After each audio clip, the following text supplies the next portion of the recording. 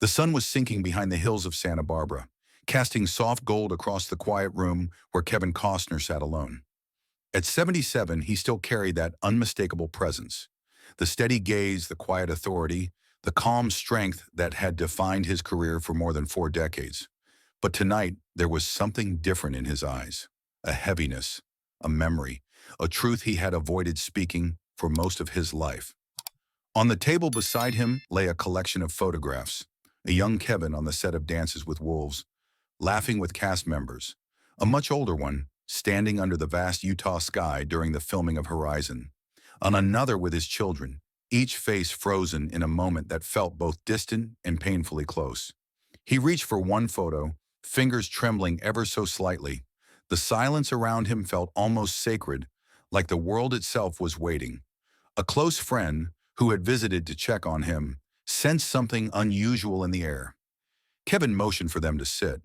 When he finally spoke, his voice was low, roughened by years of holding back the same sentence. "There's something I've never talked about," he said quietly. "And at my age, I think it's time." He exhaled slowly as though preparing to lift a weight he had carried for decades. "To understand it," he whispered, "you have to know where it began. To understand the regret that had followed Kevin Costner into his 70s, you had to return to a much earlier chapter. Long before Hollywood, long before fame, long before he knew what it meant to be admired. You had to go back to the quiet boy from Compton who learned early how fragile belonging could be. Kevin grew up in a working-class household where love existed. Yes, but it wasn't always spoken aloud. His parents were practical people, strong, grounded, loyal, but not the kind to express tenderness openly. Affection was shown in responsibilities, in routines, in doing what needed to be done. And young Kevin, sensitive and easily shaken, absorbed that silence more deeply than anyone realized. He felt things intensely, often too intensely. A harsh word lingered for days. A small failure felt like the end of the world. And when he felt overlooked, which happened more often than he dared admit, he retreated into daydreams, imaginary worlds where he wasn't the quiet kid in the corner, but someone stronger, braver, louder. Baseball became his escape first, then storytelling, and eventually acting. Not because he wanted applause, but because performing allowed him to become someone else for a while. Someone who didn't tremble at disapproval. Someone who wasn't afraid of disappointing people he loved. But the real turning point came during adolescence, when he experienced a loss he never fully talked about. A goodbye that arrived too suddenly, too sharply. It shook him in ways he didn't understand, carving a small but permanent mark inside him. From then on, Kevin developed a habit he would carry into adulthood. He ran, not physically, emotionally. Whenever pain threatened to surface, he buried himself in work, in movement, in the next project, the next role, the next responsibility. It looked like ambition from the outside, but on the inside it was self-protection. And that early wound, invisible yet powerful, would shape not only his career, but the regret that would haunt him for decades. When Kevin Costner stepped into adulthood, the world didn't immediately open its arms to him. He wasn't the obvious star, not yet. He worked odd jobs, struggled to find direction, drifted through moments of uncertainty the way many young men do. But even then, there was a quiet fire in him, a stubbornness that refused to let him settle for an ordinary life. His breakthrough came slowly, then suddenly. Silverado, The Untouchables, Field of Dreams. Each role added a new layer to the man the world thought it knew. Strong, noble, unshakable, the kind of hero Americans clung to in uncertain times. And then came Dances with Wolves, the film that didn't just change his career, it reshaped Hollywood. He wasn't just acting anymore. He was directing, writing, leading entire crews through landscapes that mirrored his own inner terrain. Vast, lonely, yearning for meaning.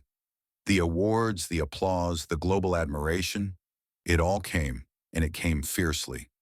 But with every triumph, something else grew too. The shadow. Kevin carried himself with confidence. But inside, the old fear lingered. The fear of disappointing, of failing, of not being enough. And the more people looked up to him, the heavier that fear became. He poured himself into work, sometimes obsessively. Long shoots, endless rewrites, sleepless nights, films that demanded everything from him. People praised his dedication, but few understood the truth. Work wasn't just passion, it was refuge. It kept him moving so he wouldn't have to sit with the quiet parts of himself. The fragile boy who still felt the sting of every loss, the ache of every goodbye, the weight of every unspoken word. Relationships suffered, promises stretched thin. He missed moments he could never get back, convinced he could make up for them later.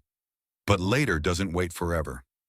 Even as Kevin built one of the most remarkable careers in modern cinema, the regret, small at first, began to sharpen. It followed him from set to set, from award stage to empty hotel room, whispering the same question. At what cost? No one saw it. No headline mentioned it. But behind the achievements, behind the image of the fearless American icon, Kevin Costner was carrying a burden that success could never erase.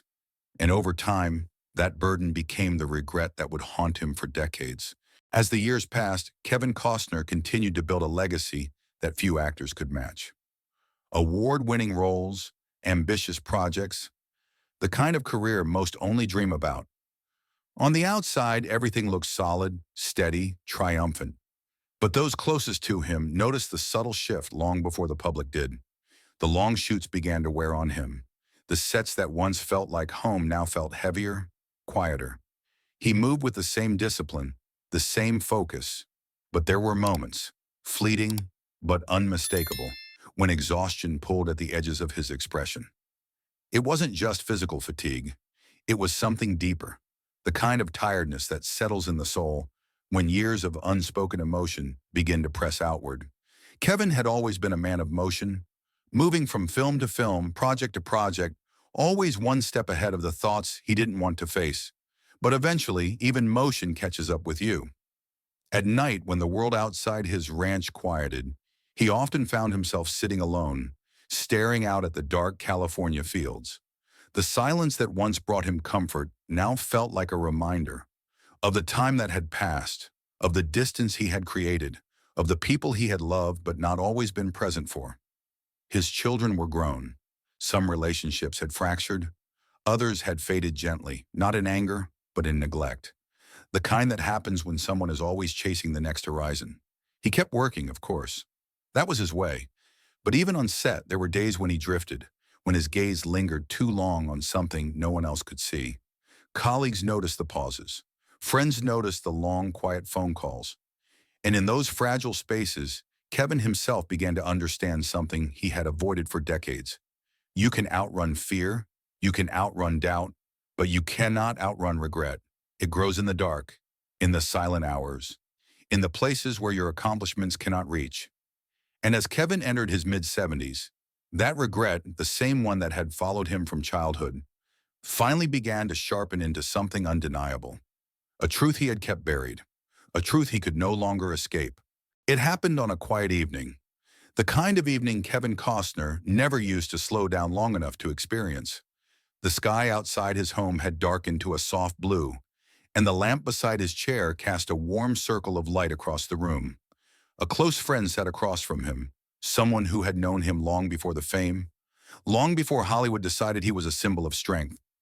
Kevin had been quiet for most of the night, not distracted, thoughtful, as though sorting through a lifetime of memories, searching for the place where a particular truth had been buried. Finally, after a long silence, he spoke. "There's something I've never said out loud," he began, voice low and rough. "Something I've avoided for too many years." His friend didn't move. They knew this moment had been building for a long time. Kevin took in a breath that shuddered slightly at the end.